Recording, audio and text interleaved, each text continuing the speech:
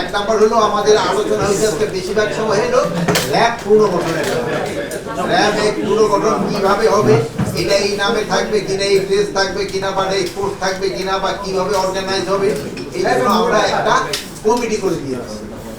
এটা একজন উপদেষ্টার নেতৃত্বে একটা কমিটি করে দেওয়া হয়েছে এবং কয়েকটা বাহিনী হেডদের এটা মেম্বার করে দেওয়া হয়েছে।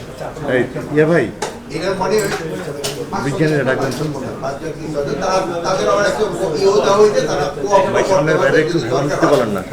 অবাক না করলে কে করবে? 28% মিল্ক ফ্যাটের অবাক করার সাথে ফ্রেশ মিল্ক পাউডার। জীবন অবাক করুক প্রতিদিন। পুলিশের হাতে যেন আর কোনো মরণাস্ত্র না থাকে, এইগুলি তাদের দিয়ে জমা দিয়ে দিতে হবে।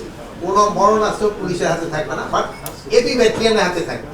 এবি ব্যাটালিয়নের কাজ কিন্তু অন্য পুলিশের থেকে একটু ডিফারেন্ট, তাদের হাতে থাকবে। গার্মেন্টস শ্রমিকদের বেতন ঈদের আগে পরিশোধ করে দিতে হবে।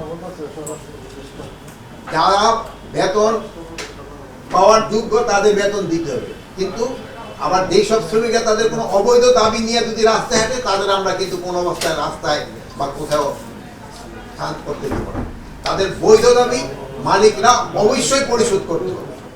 বৈধ যেটা দাবি, যেটার জন্য কাজ করতে তাদের পয়সা অবশ্যই দিতে হবে, বাট যেটা তাদের অবৈধ দাবি ওইটা কোন অবস্থায় বরদাস্ত করা হবে। ঈদের গরুর হাটের ব্যাপারে, এটার ব্যাপারে আমাদের আলোচনা হয়েছে।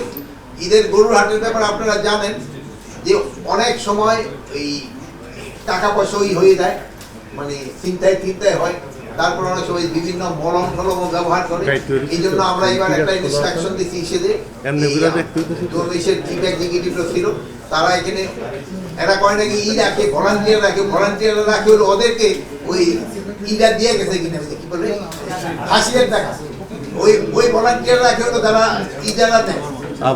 ওইটা ছাড়া এবার আনসার তাদের রাখতে হবে প্রতিটা হাটে 100 করে, মানুষের নিরাপত্তার জন্য, এবং এটা মানুষের জন্য এই যে তারা যেন কোনো রকমের না হয়, এই চিন্তায় হাতে যেন না পড়ে, এই জন্য তাদের 100 করে আনসার রাখতে হবে। ঈদে হাইওয়ে পুলিশদের ক্ষেত্রে ইনস্ট্রাকশন দেওয়া হয়েছে যেন যাত্রীরা নির্বিঘ্নে যেতে পারে। এবারে ওই ঈদের থেকে ঈদের একটু ডিফারেন্স আছে। ওই ঈদে হলো কিন্তু ঢাকা থেকে লোকজন গেছেই বেশি, আসার নেই। এবার হলো কি এই ঈদে হলো যাবে একদিকটা, আবার গরুর ট্রাকগুলি কিন্তু আবার আসতে থাকে। এই জন্য কিন্তু রাস্তাটা অনেক সময় থাকে ব্যস্ত। অনেক সময় হলো কি আগে হয়তো কি বাসটা নামায় দিয়া আবার তাড়াতাড়ি চলে আসতে পারতো, কিন্তু এই ঈদে কিন্তু ওইটা অনেক সময় হয় না।